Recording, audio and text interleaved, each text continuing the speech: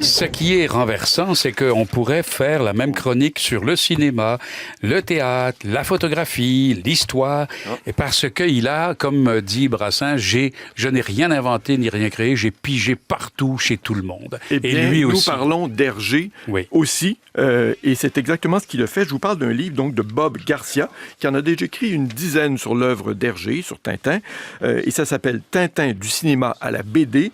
C'est chez Desclés de Brouvert. Je le précise parce que c'est là que vous devrez le commander en ligne. Ça se trouvera pas au Québec, sinon sur le site de la FNAC, par exemple. Et c'est un livre... Pourquoi? Comment ça? Ah oui, je pense qu'on m'a dit ça. On m'a dit, ce genre de livre, ils n'en publient pas 200 000. Et donc, ça a été sûrement réservé en France et en Belgique. Jugé peut-être trop pointu. Oui.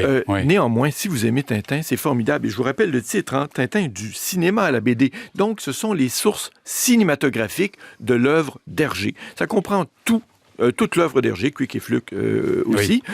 C'est absolument formidable parce que c'est un cinéphile, donc même enfant, déjà enfant, il est né donc dans les années 10, il allait au cinéma avec sa mère, il était fasciné par le cinéma, les ciné-romans notamment, donc qui reproduisaient en version livre, en version papier, les films qu'on pouvait voir. Il lisait beaucoup là-dessus et il avait des amis cinéphiles, donc il s'informait de tout ça.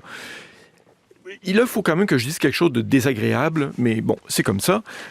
Parlons des bachibouzouks. Les bachibouzouks, les moules à gaufres, les cornichons. Ah, vous lire tous ces jurons. Oui, mais non, ça c'est les gens de Moulinsart.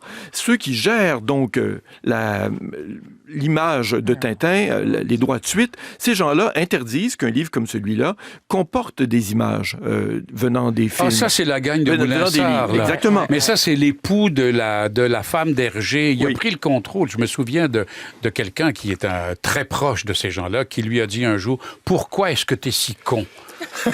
Et puis vraiment... ce sont des moules à gaufres. Ce sont des cons. Donc, on a film par film, film par film, livre par livre et ensuite film par film, parce que dans chaque livre, il y a plusieurs films, les références visuelles pour l'œuvre d'Hergé, mais on n'a pas l'équivalent. Donc, on a des images et on se dit, il y a un équivalent, effectivement, qui est annoncé dans l'Île Noire, dans le Sceptre de Tokar. Dans Lotus Bleu. Dans Lotus Bleu, et c'est pas là, parce que c'est pas possible. C'est une bande de cornichons. Cela dit, il faut le dire, parce que ça n'a aucun sens, cela dit, il présente, lui, Bob Garcia, Hergé comme étant le Hitchcock de la bande dessinée, parce qu'il s'est beaucoup intéressé à l'œuvre d'Hitchcock en termes de suspense. Il a pigé de ce côté-là, et chacun de ses personnages a des sources cinématographiques. Pour Tintin, lui dit que c'est un film de Fritz Lang en 2 parties, qui s'appelle Les Araignées, un film de 1919. En fait, je vous dis ça, puis je devrais arrêter tout de suite et vous dire qu'en fait, le livre en question, c'est 20 ans de travail. Pendant 20 ans, Bob Garcia s'est dit, oui, on cite quelques films qui auraient été des sources d'inspiration pour Hergé, je vais aller plus loin, et là, il a lancé son réseau d'informateurs. Et tout ce monde-là... Et tous les maniaques. Oui, effectivement, un peu partout dans la francophonie, il lui a envoyé des titres de films en disant « tel gag », telle image, tel personnage, et là, on apprend des choses. Et il découvre des choses. Alors, par exemple, la Castafiore. Dans Le Fantôme de l'Opéra, il y a une comédienne qui s'appelle Virginia Pearson. Eh bien, elle ressemble, ça c'est le très vieux film de la période du muet, elle ressemble effectivement aux premières images de la Castafiore. Et elle chantait là-dedans l'air du bijou. Donc, vous voyez, c'était déjà là. Mais plus que ça, alors que Hergé publiait des strips, donc des bandes dans un journal, je crois que c'est le journal Le Soir.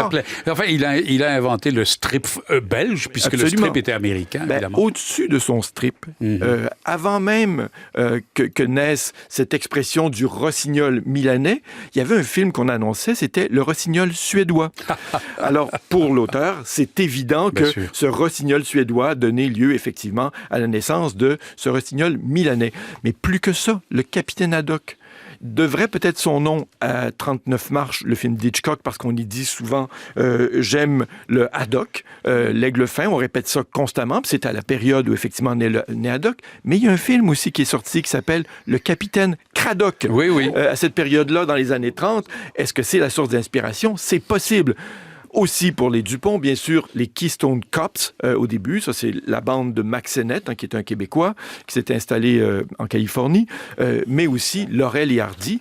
Et là, on voit, film par film, des gags, des scènes puisées chez Chaplin, qu'il vénérait, chez Keaton, pour qui il avait une grande admiration, et dans des tas de films, vous avez toutes les références visuelles. Alors forcément, à cause des cornichons, des moules à gaufres et des bachibouzouk, vous serez obligé de prendre votre...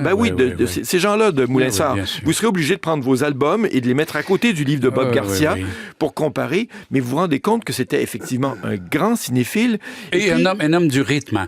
Le strip, c'est quelque chose de rythme. Vous voyez toujours le mouvement d'Haddock, de Tintin, de gauche à droite, etc. Tout le rythme de la bande dessinée. Et il était fasciné donc par le cinéma américain parce qu'il disait ils savent raconter même quand, et l'expression est de lui, c'est des cornichonneries. Oui, et c'est pour ça qu'avec Spielberg, ça a été si facile que quand Spielberg a voulu tourner le Tintin, il a dit laissez-le faire ce qu'il veut. Il n'a même pas voulu intervenir parce qu'il s'est dit Spielberg, ça sera quelque chose. Alors vous poserez peut-être la question à la fin, est-ce que c'est effectivement du vol? Mais on peut y voir. Il faut que ça soit de l'emprunt. Personne ne crée. Exactement. Voilà. Et Hergé, c'était une éponge. C'est comme ça qu'il se définissait. Bref, succession de hasards qui donne toutes ces références visuelles que vous trouverez dans Tintin du cinéma à la BD, que vous pourrez commander, car ça ne se trouve pas ici. Je répète toujours la phrase de Balthus, le peintre, quand on lui disait « Quand vous créez, là », et elle dit « Dieu crée, moi je travaille ».